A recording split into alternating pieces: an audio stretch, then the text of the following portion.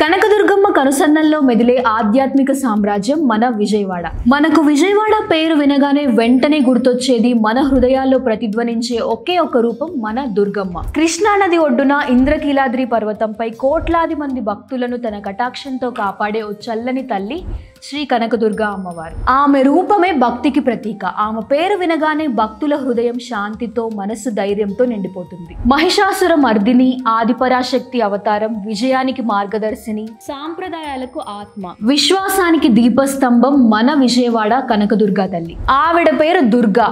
దుర్గా అన్న మాటను మనం జాగ్రత్తగా అర్థం చేసుకుంటే, ఎంతో కష్టపడి ఉపాసన చేస్తే తప్ప ఆవిడ యొక్క అనుగ్రహం పొందడానికి సాధ్యం కానటువంటి ఒక పరదేవత. ఆ నామాన్ని ఉచ్చరించినంత మాత్రం చేత, స్మరించినంత మాత్రం చేత సమస్తమైన శుభాలను వర్షించడానికి ఒక రూపాన్ని పొంది వచ్చి కూర్చుంటే ఆమె పేరే దుర్గా.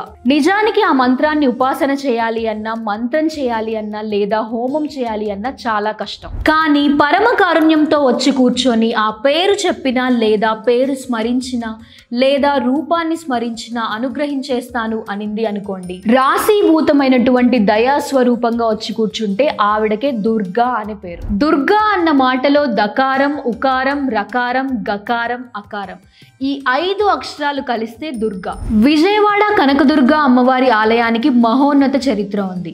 ఇక్కడ కొలువై ఉన్న పరమశివుడు, ఆదిపరాశక్తి అయిన అమ్మవార్లను శ్రీ కనకదుర్గ మల్లేశ్వర స్వామిగా భక్తులచే పిలువబడుతున్నారు. అసలు వారికి ఆ పేరు ఎలా వచ్చిందో చూద్దాం. పూర్వం దుర్గమహాసురుడు అనే ఒక రాక్షసుడు ఉండేవాడు. ఆయన బ్రహ్మదేవుడి దగ్గర నుండి వేదాలను పొందాడు. దుర్గమహాసురుణ్ణి చంపడానికి ఆదిపరాశక్తి 18 చేతులు కలిగిన ఒక రూపాన్ని తీసుకొని దుర్గమహాసురుణ్ణి వధించింది. ఆ తరువాత మైసూర్లోని చాముండి కొండలపై మహిషాసురుణ్ణి వధించింది. ఆ భీకరమైన, భయంకరమైన రూపాన్ని దేవతలందరూ దర్శించుకున్నారు. ఆ తరువాత అందరినీ సంతోషపెట్టడానికై అమ్మవారు రాజరాజేశ్వరిగా అవతరించింది. అయితే దేవతలందరూ ఈ ప్రత్యేకమైన 18 చేతులు కలిగి ఉన్న రూపాన్ని తాము ఎప్పుడు దర్శించుకునేలాగా అనుగ్రహాన్ని ఇవ్వమని అడిగారు. భూలోకం పైన అవతరిస్తే దేవతలు, మునులు, ఋషులతో పాటు మానవులు కూడా దర్శించుకోవచ్చు అని దేవతల యొక్క ఉద్దేశం. దానికి ఆదిపరాశక్తి ఇంత ఉగ్రతమైన స్వరూపాన్ని తట్టుకోగలిగే వాళ్ళు ఉన్నారా అసలు ఈ భూలోకంలో అని అడుగగా, దానికి బ్రహ్మాది దేవతలు అప్పట్లో కీలుడు అనే ఒక గంధర్వుడు ఘోరమైన తపస్సును చేసి అమ్మవారిని తన గర్భంలో పొందాలి అనే కోరికను అడిగాడు. దానికి అమ్మవారు ఒప్పుకోలేదు. నన్ను గర్భంలో ధరించడం అంత సులభమైన, సాధారణమైన విషయం కాదు అని, తర్వాత కాలంలో ఎప్పుడైనా అవకాశాన్ని ఇస్తాను అని చెప్పారు. అది విన్న కీలుడు ఒక పర్వతంగా మారి అమ్మవారు ఎప్పుడు అనుగ్రహిస్తారా అని వేచి చూస్తూ ఉండేవాడు. అతను ఎలాగో కోరుకున్నాడు. పైగా అతను ఇప్పుడు ఒక పర్వతం కాబట్టి ఆది పరాశక్తి అయిన నిన్ను భరించగలిగే శక్తి ఉంది అని, పైగా అతను ఎంతో కాలంగా వేచి ఉన్నాడని, కీలుని గర్భంలో ఇదే రూపంతో ఉదయించమని, తమకి ఎల్లప్పుడూ దర్శన భాగ్యాన్ని ఇవ్వమని కోరుతారు. అప్పుడు అమ్మ ఆ కీలాద్రి పర్వతం యొక్క గర్భం నుంచి ఉద్భవించింది. మనం చూస్తే కొండపైన కొసన ఉండదు దేవాలయం. గర్భంలో నుండి వచ్చినట్లుగా మధ్యలో ఉన్నట్లుంటుంది. ఇంద్రకీలాద్రి అని ఆ కొండకు పేరు ఎలా వచ్చింది అంటే, కీలాద్రి పర్వతంపై వెలసిన అమ్మవారిని దేవతలకు రాజు అయిన ఇంద్రుడు రోజు పూజించడం వల్ల ఆ కొండకు ఇంద్రకీలాద్రి అనే పేరు వచ్చింది. ఇంద్రకీలాద్రిపై పరమశివుడు లేకుండా అమ్మవారు ఒక్కరే ఉన్నారని బ్రహ్మదేవుడు చింతించి మహాశివుడి కోసం ఒక యాగాన్ని చేశారు. యాగం పూర్తవడంతో పరమేశ్వరుడు ప్రత్యక్షమై ఒక లింగ రూపంలో ఆవిర్భవించాడు. అలా బ్రహ్మదేవుడు ఆ శివలింగానికి మొదటిగా మల్లె పువ్వులతో పూజ చేయడం వల్ల అక్కడ కొలువుతీరిన శివుడికి మల్లేశ్వరుడు అనే పేరు వచ్చింది. అలా వారు ఇంద్రకీలాద్రిపై దుర్గా మల్లేశ్వరులుగా ప్రసిద్ధి చెందారు. ఆ ప్రాంతానికి విజయవాడ అనే పేరు ఎలా వచ్చింది అంటే, ద్వాపర యుగంలో పాండవులు రాజభ్రష్టులైన తర్వాత తమ కష్టాల నుండి బయటపడడానికి ఏం చేయమంటావు అని శ్రీకృష్ణుని సలహా అడగగా, అర్జునుడిని తపస్సు చేసి దివ్యస్త్రాన్ని సంపాదించమని, దానికోసం పరమశివుడికై తపస్సును ఇంద్రకీలాద్రిపై చేయమని చెప్తారు. అర్జునుడు దివ్యాస్త్రాల కోసం ఒక లింగాన్ని ప్రతిష్ఠించి తపస్సు చేస్తాడు. తపస్సు చేస్తున్న అర్జునుడిని పరీక్షించాలి అని అమ్మవారు ఇంకా పరమశివుడు పంది యొక్క భ్రమని కల్పించారు. అర్జునుడు విసుగు చెంది ఆ పందిని చంపడానికి బాణాలను వేస్తాడు.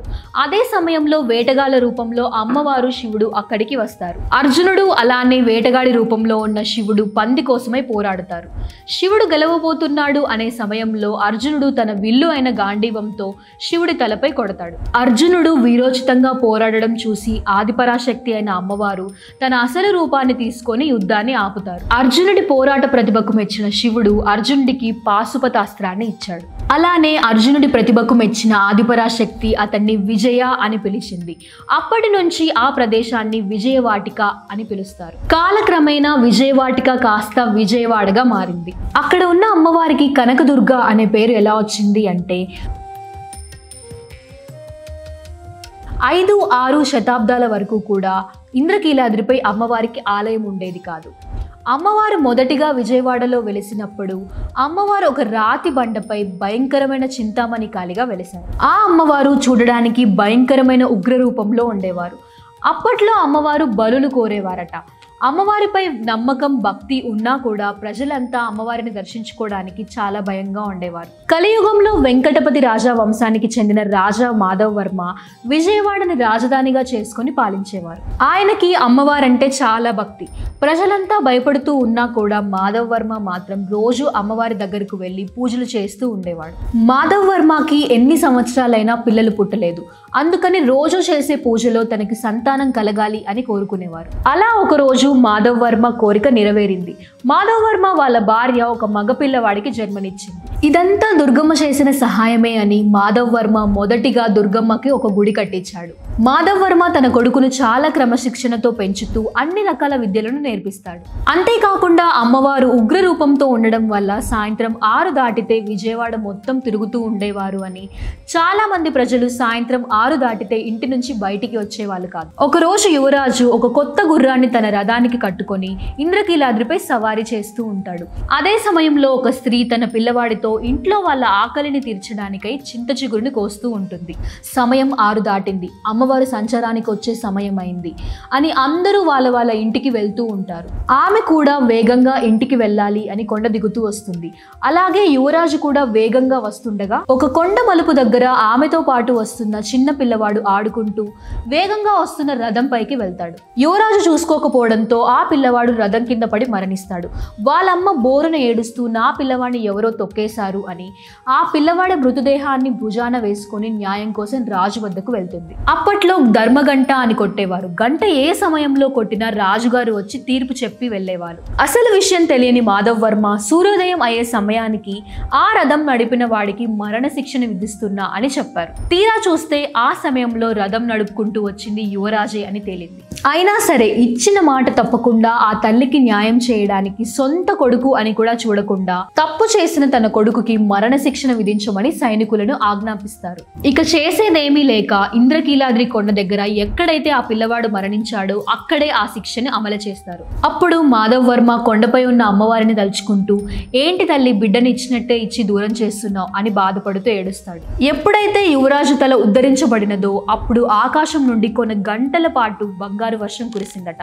విజయవాటిక మొత్తం బంగారంతో నిండిపోయింది. ఆ సమయంలో ఆకాశం నుండి అశరీరవాణి వినిపించిందట. రాజా, నువ్వు ఎంత ఉత్తముడివి, దుర్గసేవ చేయడం వలనే నీకు ఇంత ఉత్తమమైన ఆలోచన వచ్చి ధర్మ పాలనలో పాలిస్తున్నావు. నీ కుమారుడు ఇంకా ఆ చిన్న పిల్లవాడు ఇద్దరు కూడా బ్రతికేస్తారు అని చెప్తుంది.